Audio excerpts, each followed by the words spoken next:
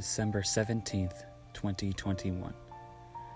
The biggest Spider-Man film in history debuts with high expectations. The multiverse has come in the biggest fashion possible. Marvel has outdone themselves with what will be a movie remembered for generations. So let's talk about the only Spider-Man not in the movie. Italian Spider-Man is the greatest Spider-Man ever. Before I talk about what the movie is about, just try and guess what it's about. I dare you. Go ahead. You can't do it.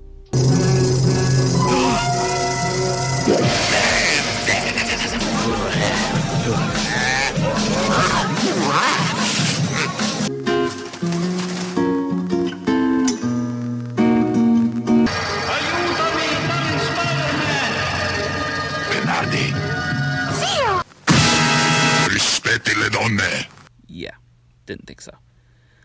So, the film begins with Italian Spider-Man and a guy named Blackjack taking part in a poker game for Spider-Man's life.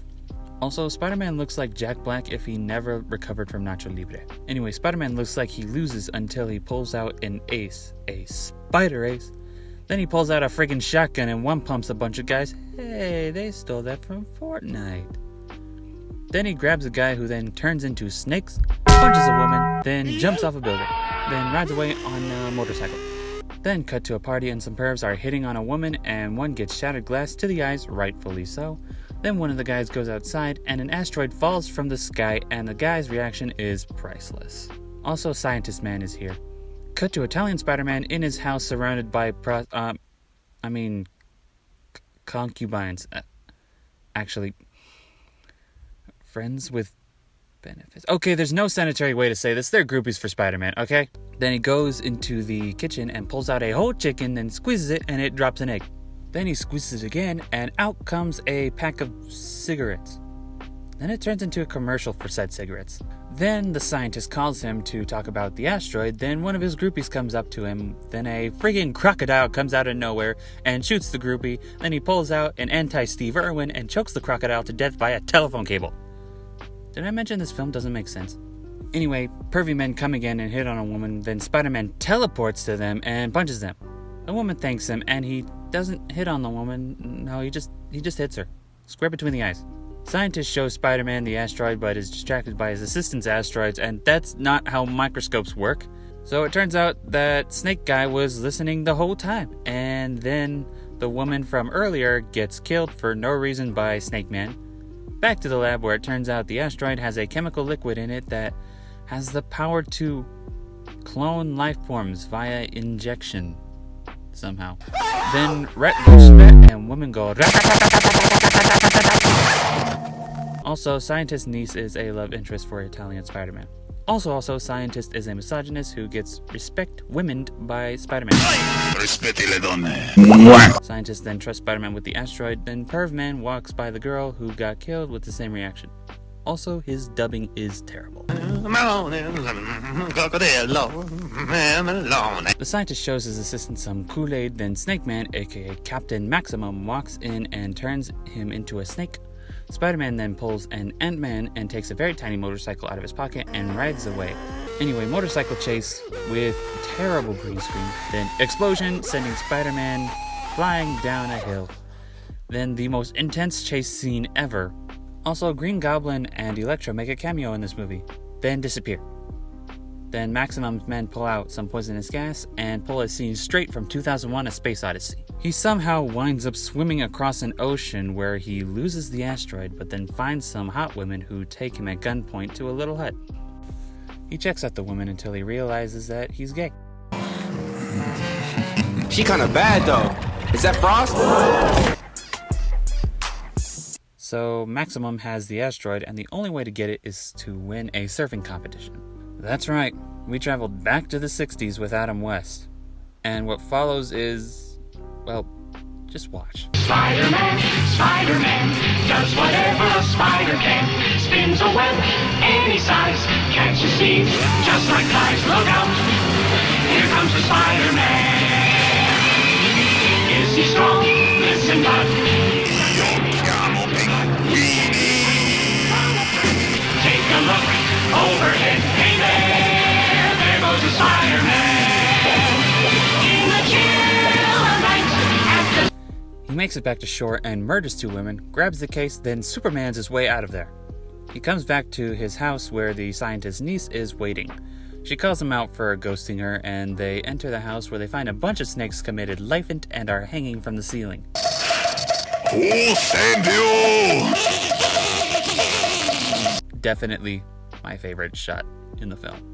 Maximum's guys then knock both of them out and take them to his house where they're being held captive, and the scientist that was turned into a snake turns back human and is forced to use the multiplication formula on Maximum's henchmen, creating a massive army. Then he gets blasted by 15 shots from a 6-shot revolver.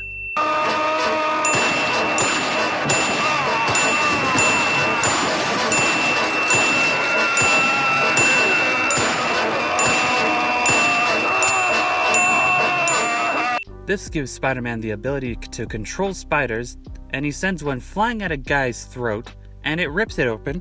Then he chops the guy's head off and starts blasting at Maximum. They get the scientist out with the most heartwarming scene in the film. No, professore! Professore! Yes, that is definitely how you heal a guy, Spider-Man. Peter, Spider-Man sta morendo. No! Why are we still here? The scientist, with his dying breath, gives Spider-Man the last of the formula. Tratta bene la mia Jessica. Si, professore. We are going to pretend we didn't hear that. And Spider-Man. Whoa.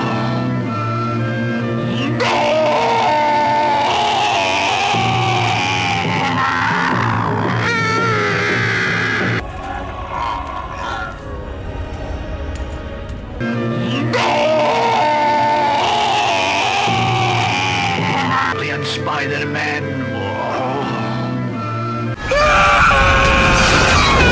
Then Spider-Man goes on a Doom-style rampage, which I will just say is amazing.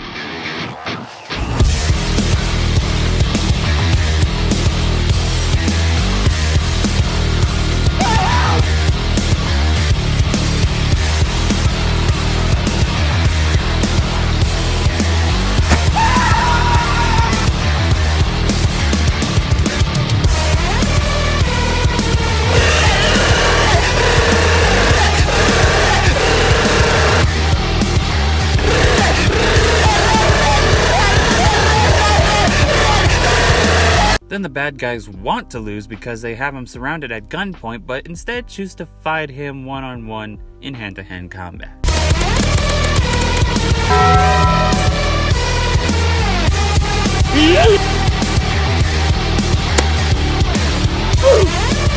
I'm gonna put some dirt in your eye.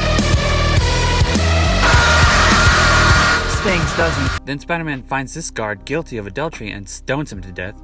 Then it turns out he's also a zombie and rips into a guy's arm and kills him via infection. Also, that sexy mustache that Spider-Man has is actually his greatest weapon. It's a bomb. Then he RPGs Maximum's house, and the scientist comes back as a ghost. Spider-Man and the niece then leave in a Jeep and live happily ever after. Oh, and the movie's not over. Then after they commit 18+, they cut to a city where Maximum is huge for no reason, then Pervman is doing his signature look, then Spider-Man takes the formula and becomes big instead of multiplying. Okay, make up your mind, movie. Then they're about to clash, and then the movie ends. So I know you all are asking, what in the Spider-Man 3 was that? And to answer that, I say, I have no freaking clue. Is it bad? Oh, absolutely. But I could tell everyone had fun doing it, and it's really endearing to see a project at least get done. I mean, that's how I felt with Streets of Gotham. Although at least my story was consistent, not to toot my own horn, but it was a fun experience.